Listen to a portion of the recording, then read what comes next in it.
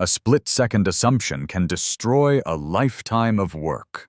Officer Vance Harlow smirked as he shoved the young black woman into a holding cell, confident he had just bagged a reckless car thief.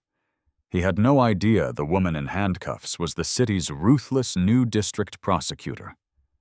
The next morning, his entire career would violently implode. The rain in Oakage was coming down in sheets, drumming a relentless rhythm against the roof of Amara Ellison's brand-new Lexus RX. It was late at night, and Amara was exhausted. She had spent the last 14 hours buried under mountains of case files, preparing for her first major week as the newly appointed Assistant District Attorney for the 4th Judicial District. She had just relocated from Chicago, bringing with her a fierce reputation for dismantling corrupt officers and winning impossible convictions. But tonight, she wasn't a powerhouse attorney. She was just a tired woman in a tailored navy pantsuit, eager for a hot shower and her bed. As she turned onto Willow Creek Drive, a quiet, affluent suburban street leading to her new neighborhood, the glaring reflection of red and blue lights illuminated her rearview mirror. Amara let out a slow, heavy breath. She checked her speedometer. She was doing 35 in a 40 zone. Both her taillights were functioning. Her tags, barely a week old, were fully registered. Knowing the drill all too well, she signaled, pulled over smoothly to the shoulder under the amber glow of a street lamp, and placed both hands firmly on the top of the steering wheel. In her mirror, she watched the driver's side door of the cruiser swing open. Out stepped Officer Vance Harlow. Harlow was a 12-year veteran of the Oakage Police Department, a man whose personnel file was thick with excessive force complaints that had conveniently been swept under the rug by his union reps.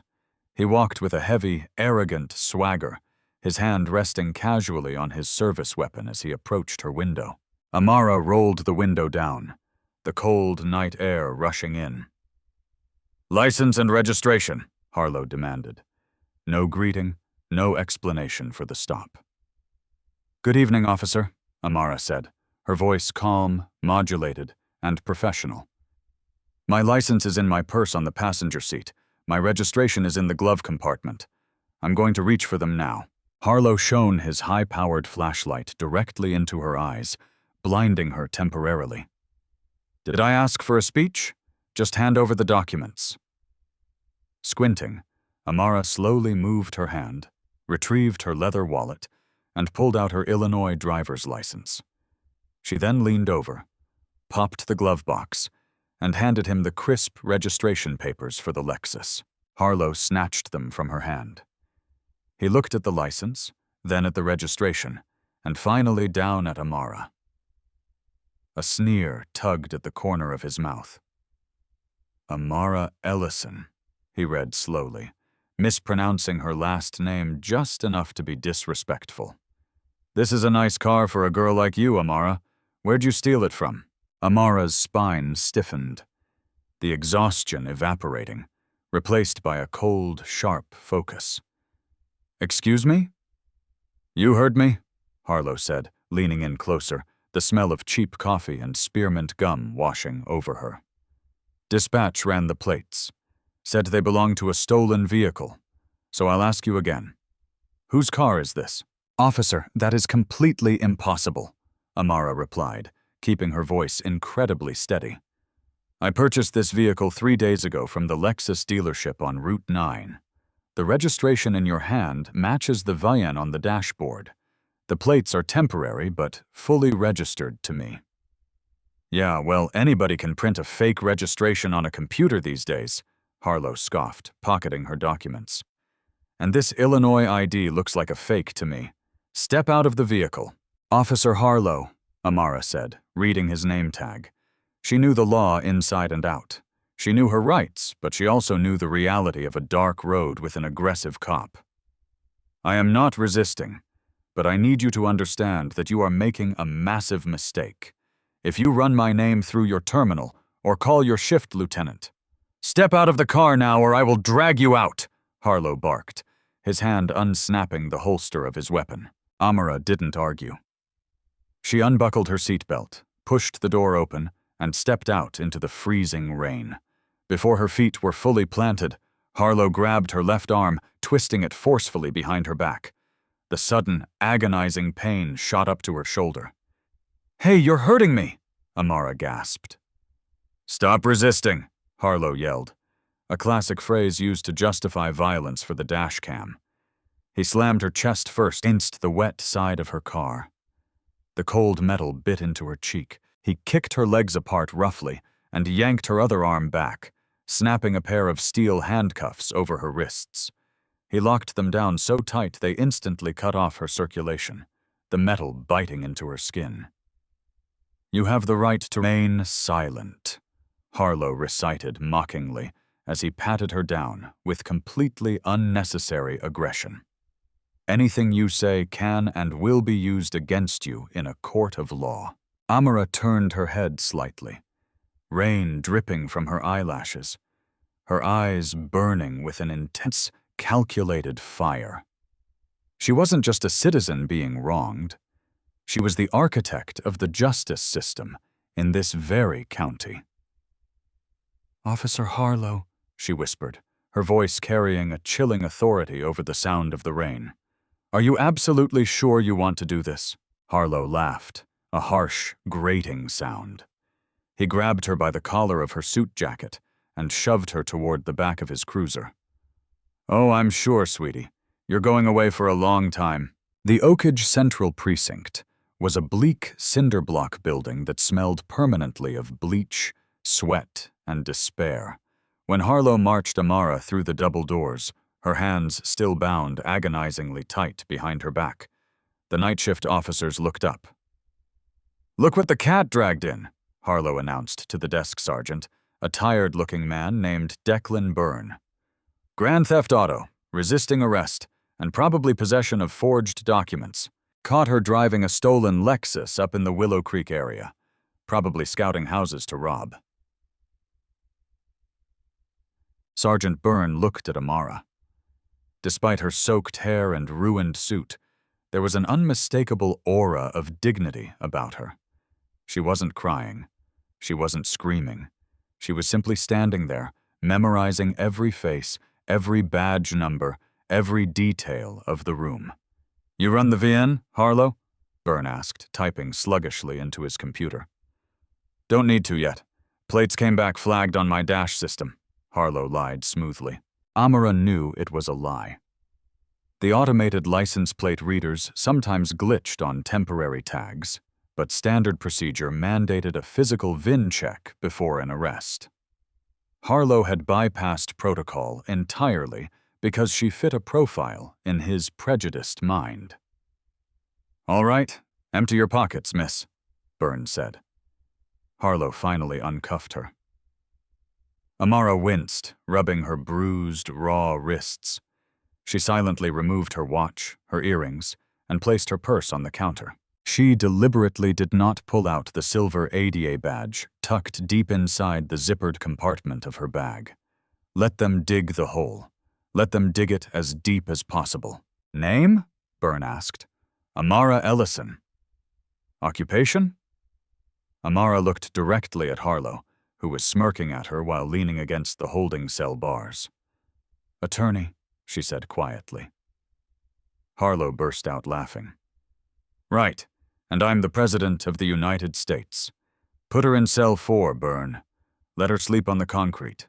Maybe she'll remember how to tell the truth in the morning." They locked her in a cold, stark cell with a steel bench and a single flickering fluorescent light. For 3 hours, Amara sat in the silence. She didn't sleep. She didn't pace.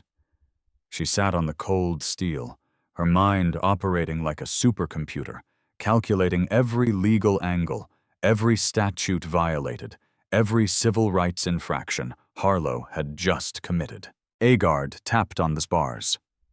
"Ellison, you get a phone call." Amara walked to the wall phone.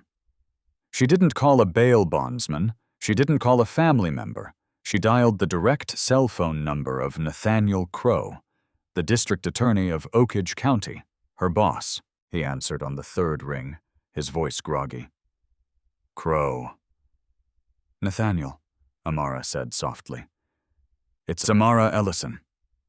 Amara, good God. Are you okay? Did you get into town safely? I'm in town, Nathaniel, but I'm not safe.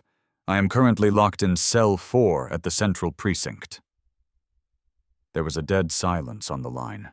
When Nathaniel spoke again, the sleep was entirely gone from his voice, replaced by the dangerous, booming tone that made defense attorneys tremble. Who put you in a cell? An Officer Vance Harlow. He pulled me over on Willow Creek, claimed my new car was stolen, refused to check the VIN, assaulted me, and booked me for grand theft auto. I am coming down there right now, Nathaniel snarled. I'm going to have his badge on a platter before the sun comes up. I'll call the chief of police. No, Amara interrupted, her tone sharp and commanding. Don't call the chief.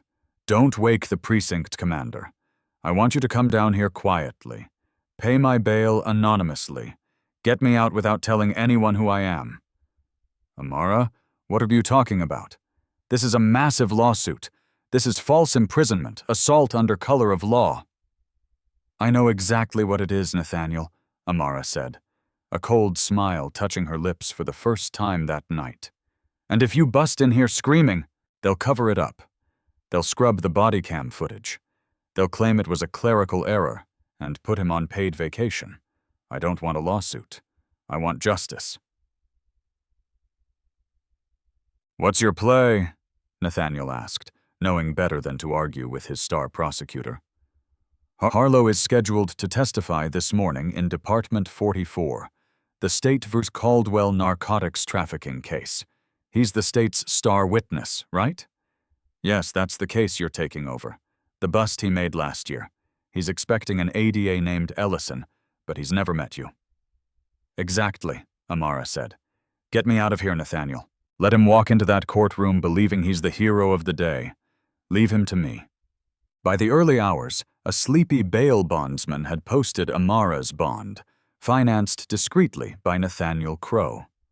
She walked out of the precinct into the misty gray dawn. Her clothes wrinkled, her wrists bruised, but her posture immaculate. Harlow was nowhere to be seen. His shift had ended, and he was likely at home, resting up for his big moment on the witness stand. Amara went home, took a scalding hot shower, wrapped her bruised wrists in discreet bandages, and put on her most intimidating outfit. A charcoal gray double-breasted suit paired with a crimson silk blouse. She pulled her hair back into a sleek, severe bun. She looked in the mirror. The woman looking back was not the victim who had been shoved against a car in the rain. She was the executioner. The hallways of the Oakage County Courthouse were buzzing with activity. Lawyers, clerks, defendants, and police officers mingled in a chaotic dance of justice. Officer Vance Harlow stood outside Department 44, wearing his crisp dress uniform. His brass was polished, his shoes were shining, and his chest was puffed out. The Caldwell case was the biggest drug bust of his career. If his testimony landed a conviction today, the promotion to detective was basically guaranteed. I was chatting with his partner, laughing loudly about a joke, feeling utterly untouchable. He glanced at his watch. Time to go in. As a secondary thought, he figured he'd swing by the arraignment court later that afternoon to watch the arrogant girl from last night get processed. All rise, the bailiff bellowed, as the heavy oak doors of Department 44 swung shut, sealing the room. Judge Percival Hale, an older no-nonsense magistrate with a reputation for zero tolerance for police misconduct, though he rarely had proof of it, took his seat at the bench. He adjusted his glasses and looked down at the docket. We are here for the suppression hearing and preliminary trial motions on State v. Caldwell, Judge Hale announced. Is the prosecution ready? Harlow sat in the front row of the gallery, reserved for law enforcement witnesses, waiting for the prosecutor to stand. He had heard the DA had brought in a heavy hitter from Chicago, someone named A. Ellison. From the heavy mahogany door leading to the prosecution's private chambers, a figure emerged. Harlow's heart stopped. The blood instantly drained from his face, leaving him a sickening shade of pale gray. It was her, the woman from the rain, the car thief. She was striding across the courtroom, her heels clicking authoritatively against the polished hardwood floor. She carried a thick leather briefcase, which she set down deliberately on the prosecution table. She didn't look back at the gallery. She didn't look at Harlow. "Good morning, Your Honor," Amara said. Her voice was clear, ringing with power and complete control. Amara Ellison, Assistant District Attorney, representing the state of Oakage. Judge Hale smiled warmly. "Welcome to Oakage, Miss Ellison. I've heard excellent things about your record in Chicago. Are we ready to proceed with your primary witness?" In the gallery, Harlow felt the room begin to spin. His palms started to sweat profusely. He gripped the wooden bench in front of him, trying to comprehend what was happening. Amara Ellison, the girl he had mocked, assaulted, and thrown in a cage, was the assistant DA. She was the one holding his career in her hands. "We are, Your Honor," Amara said, turning around slowly. Her eyes scanned the gallery and locked directly onto Harlow. The temperature in the room seemed to drop 10 degrees. For a split second, Harlow saw the flash of the cold, dark holding cell in her eyes. "The state calls Officer Vance Harlow to the stand." Harlow's legs felt like lead as he stood up. His partner nudged him. "Hey, you good, Vance? You look like you're going to puke." Harlow didn't answer. He walked through the swinging gate, approached the witness stand, and raised his right hand. "Do you swear to tell the truth, the whole truth, and nothing but the truth?" the clerk asked. "I do," Harlow choked out, his throat suddenly bone dry. He sat down, the microphone in front of him feeling like a loaded gun pointed at his face. Amara stepped out from behind the podium. She walked slowly toward the witness box, holding a single manila folder. "Good morning, Officer Harlow," Amara said politely. Too politely. Good morning, ma'am," Harlow stammered. "You are the arresting officer in the Caldwell case, correct?" "Yes, ma'am."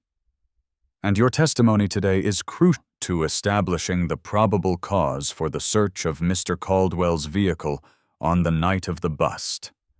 Is that right?" "That is correct." "Officer Harlow," Amara paced slowly, her voice echoing in the silent courtroom. "Can you explain to this court your standard procedure for verifying probable cause during a nighttime traffic stop?" Harlow swallowed hard. "Well, I rely on my training, visual observation, and the automated dash systems. If a plate flags, or if the suspect exhibits suspicious behavior, I proceed with an investigation." "I see," Amara said, stopping right in front of him. "And you pride yourself on your thoroughness, on verifying the facts before you deprive a citizen of their constitutional right to freedom." Harlow's eyes darted to Judge Hale, who was watching him intently. "Yes, always." Amara nodded slowly. She opened the manila folder. "Officer Harlow, let's talk about your thoroughness, because I have a very keen interest in how you conduct yourself during a traffic stop. Specifically, how you conducted yourself less than 10 hours ago." The defense attorney for Caldwell objected. "Your Honor, relevance. This is a hearing about the Caldwell stop." "Your Honor," Amara fired back, her voice ringing like a bell. "The defense has filed a motion to suppress the drugs found in Mr. Caldwell's car, claiming Officer Harlow fabricated the probable cause. The state has an ethical obligation to evaluate the credibility of its own witness. I intend to demonstrate exactly how reliable Officer Harlow's methods of establishing probable cause truly are." Judge Hale leaned forward, intrigued. "I'll allow it, Miss Ellison, but tread carefully. Proceed." Amara turned back to Harlow. "Officer Harlow, early this morning, did you initiate a traffic stop on Willow Creek Drive?" Harlow looked like he was suffocating. "Yes."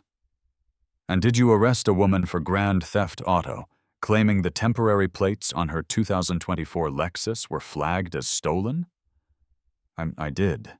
"Did you run the vehicle identification number on the dashboard to confirm this before placing her in steel handcuffs?" Harlow gripped the edges of the witness stand. The system flagged the plate. Standard procedure."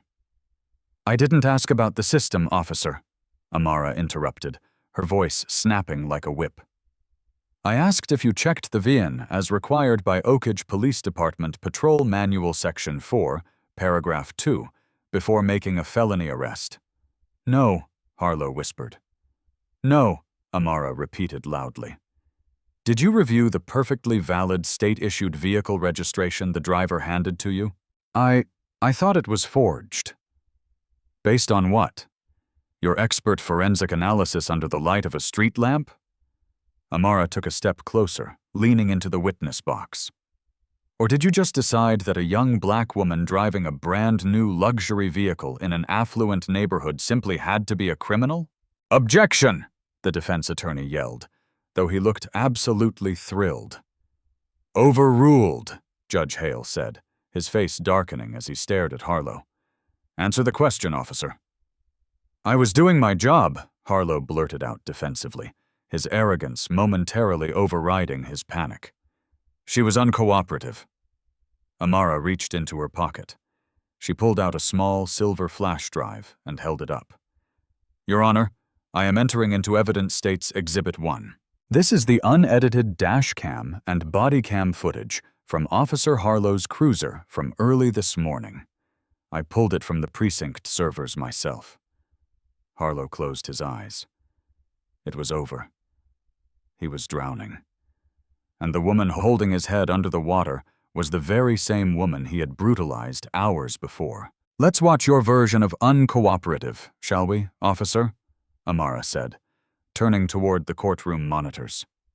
"Let's watch exactly how the star witness of the Oakage Police Department treats the law he is sworn to protect." The large flat-screen monitors mounted on the courtroom walls flickered to life.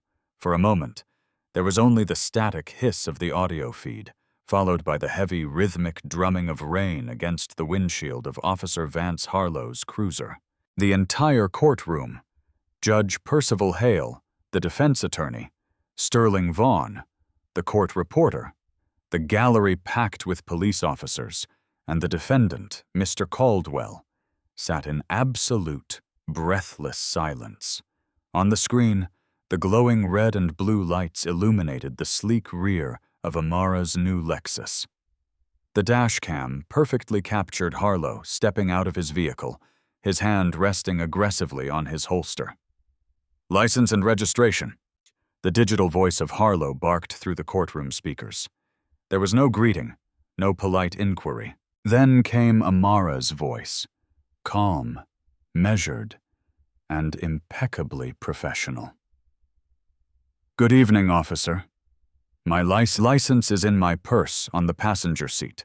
My registration is in the glove compartment. I'm going to reach for them now." In the witness box, Harlow gripped the wooden railing so tightly his knuckles turned entirely white. Sweat beaded on his forehead, rolling down his temples in thick drops. He looked like a man standing on the trap door of a gallows, listening to the executioner pull the lever. The video continued. The courtroom watched as Harlow snatched the documents, mispronounced her name with deliberate disrespect, and accused her of stealing the vehicle. They heard Amara clearly explain that she had just purchased the car. They heard her point out that the temporary tags matched the registration in his hand. "Yeah, well, anybody can print a fake registration on a computer these days," the recorded Harlow sneered. "And this Illinois ID looks like a fake to me." "Step out of the vehicle." Judge Hale's face was turning a dangerous shade of crimson. The magistrate was a former civil rights attorney who had spent his career fighting for police accountability before taking the bench. He leaned forward, his eyes narrowed into furious slits, burning a hole directly through the Harlow. The dash cam caught it all. It captured Harlow yanking a completely compliant Amara Ellison from her car before her feet even hit the pavement. The microphone picked up her gasp of pain as he twisted her arm violently behind her back. "Stop resisting!" Harlow's recorded voice yelled out, a hollow manufactured command meant only to cover his impending violence. The sickening thud of Amara being slammed chest first against the wet metal of her own car echoed through Department 44. Several people in the gallery gasped. The defense attorney, Sterling Vaughn, dropped his pen on the table, staring at the screen in pure horror. "Officer Harlow, are you absolutely sure you want to do this?" Amara's voice whispered through the rain on the tape. "Oh, I'm sure, sweetie. You're going away for a long time." Amara walked over to the AV cart and pressed the spacebar on her laptop, freezing the video on Harlow's sneering face as he shoved her toward the back of the cruiser. The silence that followed was heavy, suffocating, and absolute. Amara turned slowly, her heels clicking against the hardwood, until she was standing directly in front of the witness box. She looked up at Harlow. She didn't look angry. She looked utterly, devastatingly in control.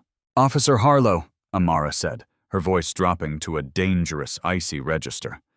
"Is that your definition of a suspect being uncooperative?" Harlow opened his mouth, but no sound came out. He looked to his partner in the gallery, but his partner was staring at the floor, suddenly extremely interested in the scuff marks on the tile. The thin blue line was evaporating before his eyes. "Let the record reflect that the witness is unable to answer," Amara said sharply. She walked back to her table and picked up a second manila folder. "Now, officer, let's talk about the official police report you filed early this morning regarding my arrest. I have a certified copy right here." She handed a copy to the bailiff, who passed it up to Judge Hale, and then slammed another copy down on the ledge of the witness box right in front of Harlow. "Did you sign this document under penalty of perjury?" Amara demanded. "Yes," Harlow choked out, his voice barely a squeak. "Please read the highlighted paragraph on page 2 loud enough for the court reporter to hear you." Harlow stared at the page. The letters seemed to swim and blur together.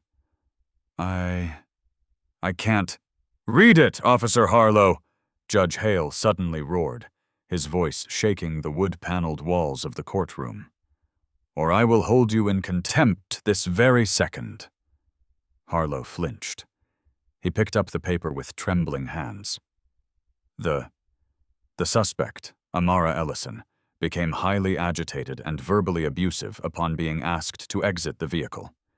When I attempted to detain her, she violently pulled away, striking my shoulder, and appeared to reach into her waistband for a potential weapon. Fearing for my safety, I utilized a standard control hold to secure her against the vehicle. He trailed off, unable to read the rest. "A standard control hold," Amara repeated, pacing back to the center of the room. "Fearing for your safety, reaching for a weapon. Officer Harlow, did you see me reach for a weapon on that video?" "No," he whispered. "Did you see me strike your shoulder?" "No." "Did you run my VIN number as you swore you always do when establishing probable cause?" "No." "So you lied," Amara stated, not as a question, but as an undeniable, concrete fact. "You lied on an official police report. You lied under oath just minutes ago when you claimed you rely on procedure and visual observation. You fabricated a narrative to justify your prejudice and your violence." She turned to face the judge, the fire in her eyes burning bright. "Your Honor, Officer Vance Harlow is the state's primary witness in State v. Caldwell. His testimony is the sole basis for the probable cause used to search the defendant's vehicle. Given the incontrovertible video evidence demonstrating that Officer Harlow routinely falsifies probable cause, fabricates police reports, and commits perjury on the stand, the state of Oakage no longer has any faith in the credibility of this witness.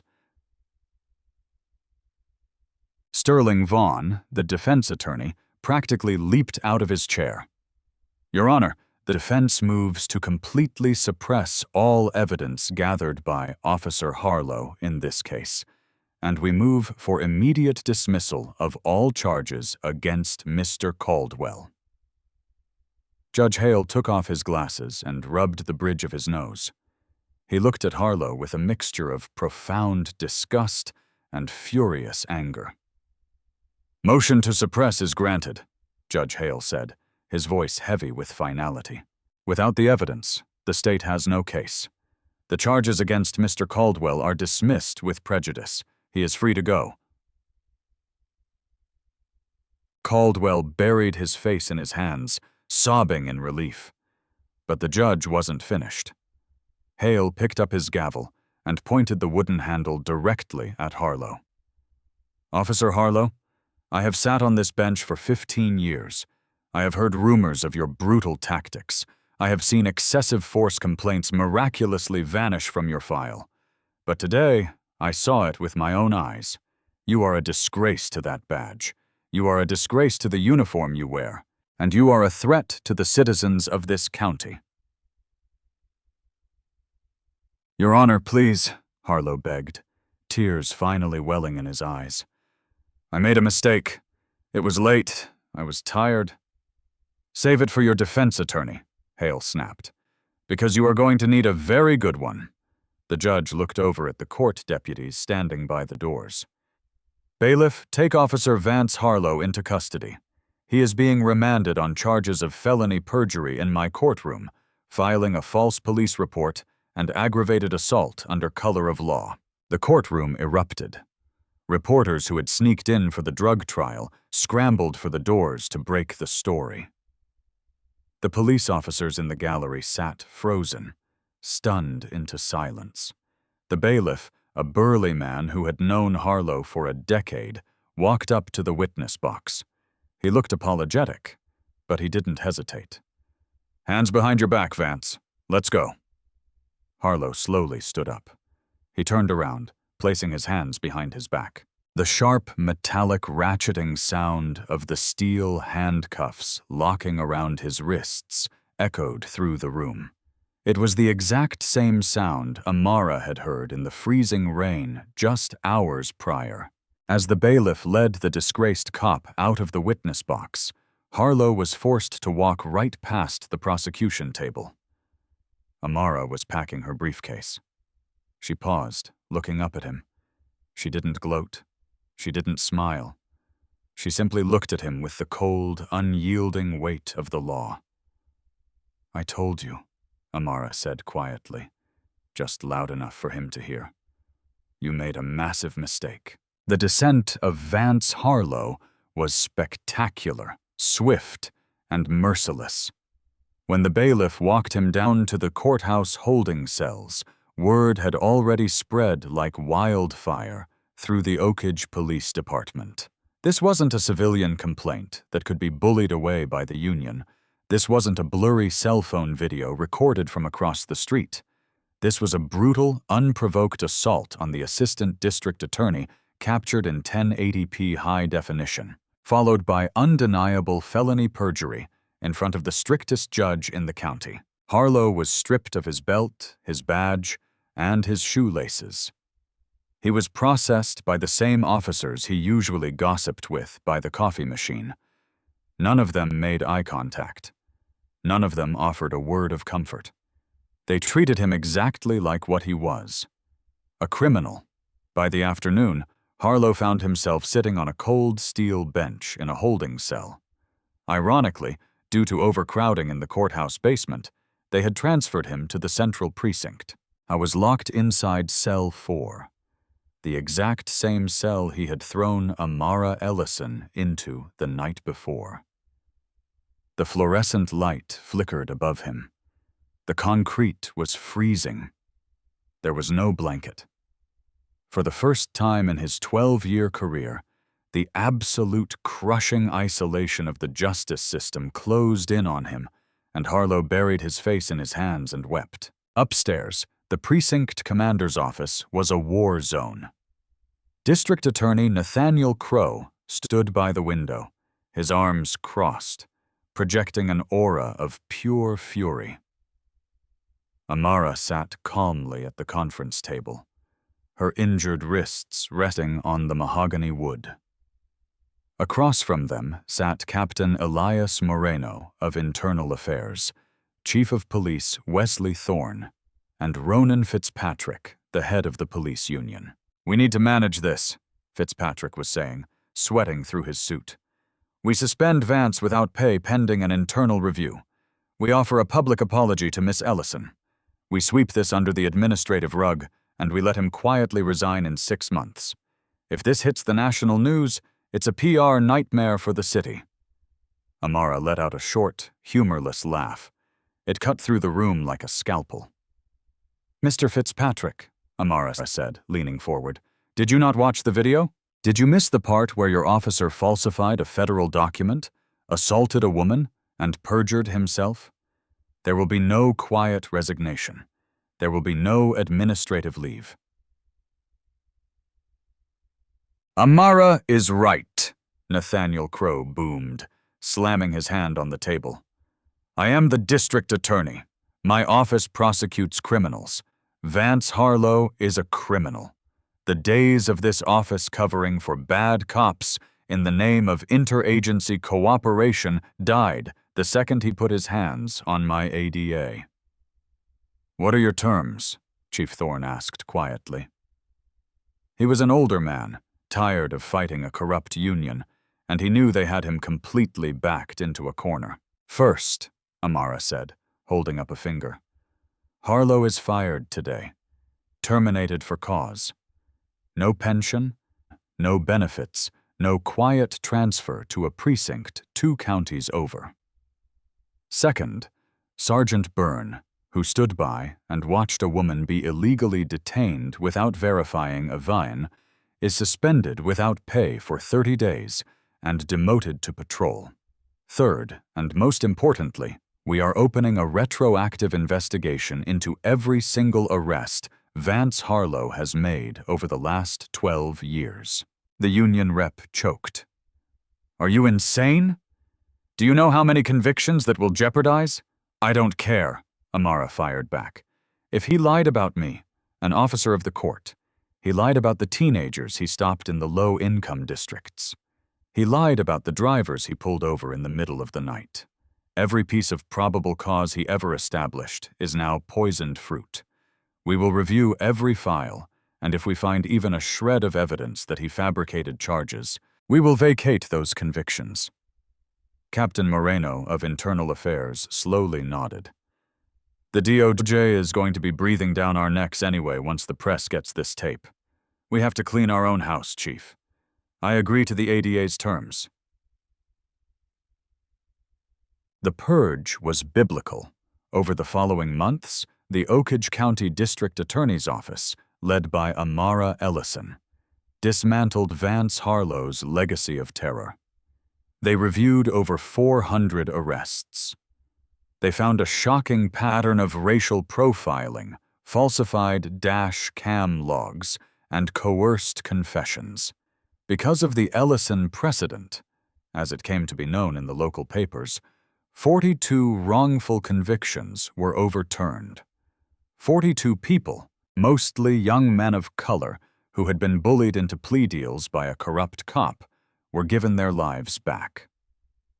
The city paid out millions in civil settlements, bankrupting the police union's defense fund in the process. As for Vance Harlow, the hard karma hit him like a freight train.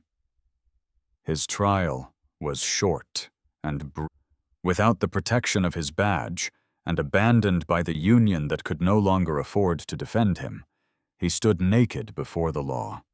Amara did not prosecute him herself. That would be a conflict of interest. But she sat in the front row of the gallery every single day. When the jury returned with a guilty verdict on all charges, Harlow looked utterly defeated. His hair had grayed, his arrogant swagger replaced by the hunched posture of a broken man. Judge Hale, presiding over the sentencing, showed no mercy. "Mr. Harlow," Hale said, looking down from the bench, "you were entrusted with the incredible power of the state. You were given a badge, a gun, and the authority to deprive citizens of their liberty. Instead of protecting the vulnerable, you preyed upon them. You allowed your prejudice to dictate your actions. You are a coward, and you are a criminal." The judge slammed his gavel. "I sentence you to 7 years in the state penitentiary without the possibility of parole." As the guards led Harlow away, dressed in a bright orange jumpsuit, his hands shackled to his waist, he made eye contact with Amara one last time. There was no defiance left in him, only the hollow realization that he had dug his own grave. Amara watched him go, feeling a profound sense of closure. She rubbed her wrists, the bruises long faded, but the memory forever etched in her mind. She walked out of the courthouse and into the bright afternoon sun. The rain was gone. The sky over Oakage was a brilliant, unclouded blue. Her phone buzzed in her pocket. It was Nathaniel Crowe asking her to look over a new set of case files. Amara smiled, put on her sunglasses, and walked toward her Lexus. The city wasn't perfect. There were still bad cops, corrupt systems, and battles to fight. But the line in the sand had been drawn. The predators now knew that the prey could bite back. And in Oakage County, justice was no longer blind. She was watching their every move. What an incredible story of instant karma and poetic justice. Amara didn't just fight back with anger. She dismantled a corrupt system using her brilliance and the undeniable power of the law. Officer Harlow thought he could abuse his power in the dark, never expecting the light of justice to blind him the very next morning. If this story of brutal karma hitting back gave you chills, hit that like button, share this video, and subscribe for more true-to-life revenge stories.